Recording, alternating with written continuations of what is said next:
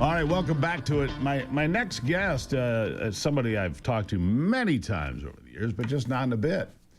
Has a brand new documentary. It's called The Dragon's Prophecy. It's got limited release here this week. We'll tell you about that coming up. But I'm very pleased to announce my next guest is Dinesh D'Souza, author and filmmaker. Dinesh, welcome back to the program.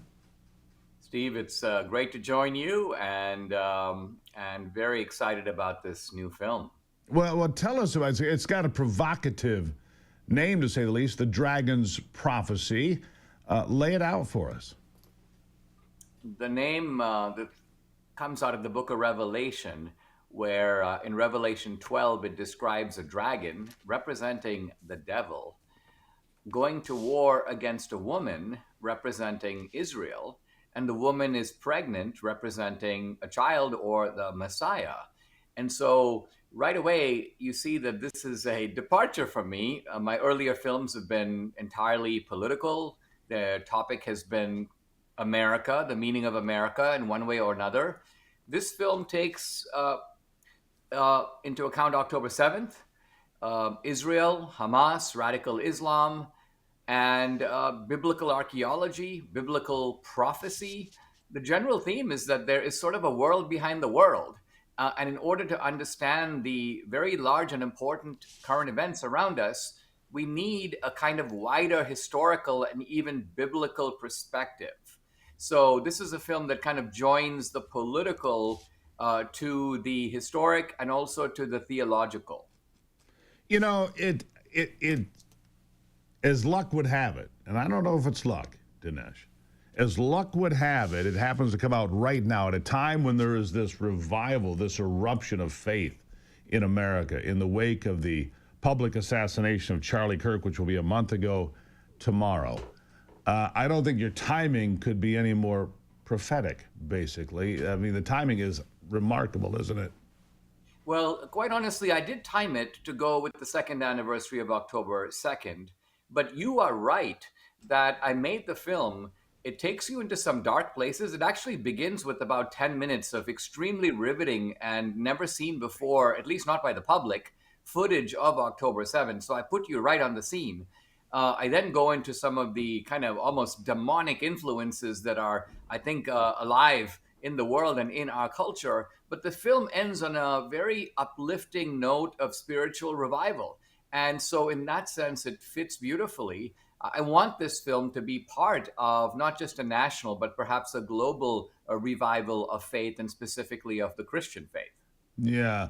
Were you seeing that during the filming and putting this together and using clips from October 7th and so forth, which I think there should have been more of those clips released, is unsettling or upsetting as they are. In order to understand the world, you have to see how wicked the world is sometimes. So how, let me ask you this, how far down that trail did you go with actual footage from that day? Well, I've been collecting that footage for 2 years, and some of it is just absolutely gruesome, and so I chose not to show it. But there's enough in there to kind of shake you. And we have a graphic kind of warning up front, basically saying, get kind of buckle up.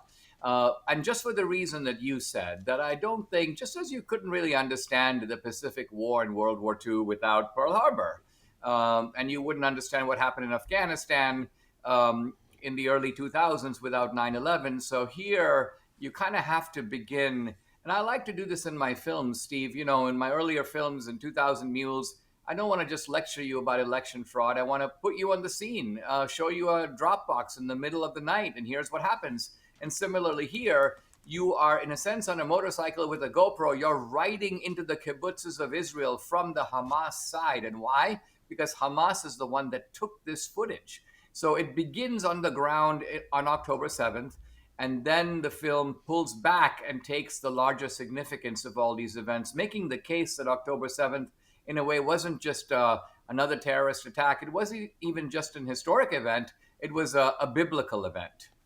A biblical event based on prophecy, the dragon's prophecy specifically. So what does the prophecy indicate to you? What is the takeaway in the prophecy? The prophecy indicates that you have an eternal battle that goes on between God and the devil. and the devil is not strong enough to overthrow God. And so, what the devil does is he picks the things that God cares about to ruin those as a way of getting his revenge. If you notice in Genesis 1, the serpent picks on Adam and Eve. Why? What have Adam and Eve done to him? Nothing. But his idea is that this is God's cherished creation. If I can ruin these two people, I'll get the last laugh on God. And kind of the argument of the film is that for the same reason, the devil is picking on the Jews and the Christians. The Jews are the original chosen people of God. The Christians, in a way, are the spiritual Israelites. And so the devil goes, if I can ruin the people that, in a sense, are closest to God, I achieve my purposes. And then the film goes on to show that the devil is using both the cultural left in the West as well as the radical Muslims, who are now in an extremely odd and unexpected alliance to achieve his purposes. You know, it comes at a time when Jews and Christians are being persecuted, not just October 7th, that's obviously a very egregious example, but in general, where synagogues, Christian churches, Mormon churches, if your faith is considered to be Christian or Jewish, you are under attack. These places are being attacked, burned, the stabbing in Manchester, the attack on Jews, the biggest Jewish attack in America, killed 11 here not that long ago. You see attacks on Catholic churches and Mormon churches. It's a remarkable time that I don't think anybody, if you went back 10 years, I don't think you would have thought this was going to happen. And yet here we are. And it's not just happening in America and the West. It's happening in Africa. It's happening in the Middle East. It's happening globally, isn't it? It is. And notice it's being carried out by the same people. So there are some people who think, oh, and on the right, who say, well, the United States needs to pull away from Israel. Well, here's the problem. This alliance between the cultural left and the jihadis has targeted the Jews and the Christians. And part of the goal of the jihadis is a global caliphate. They don't wake up in the morning worrying too much about Gaza or the Palestinians. They want to infiltrate Australia and Canada and Europe and the United States. Here where I live in Texas, mosques are popping up like mushrooms all over Houston and Dallas. You've got jihadis running for the school board. They want 100 Ilhan Omars.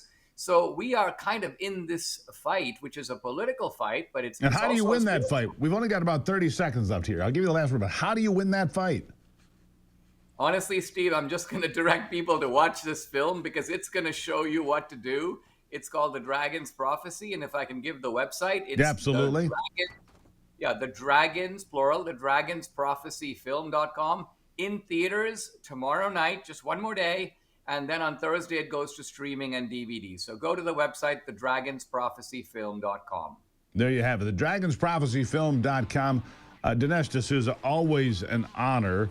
I will go see the film because I know what kind of good work you do, and I appreciate it. The timing couldn't be better. Sir, thank you. Thank you very much. There you have it. Go check it out, thedраgonsprophecyfilm.com. Support Dinesh D'Souza doing the important work of telling the truth. Thedраgonsprophecyfilm.com. I'll take a break and be right back.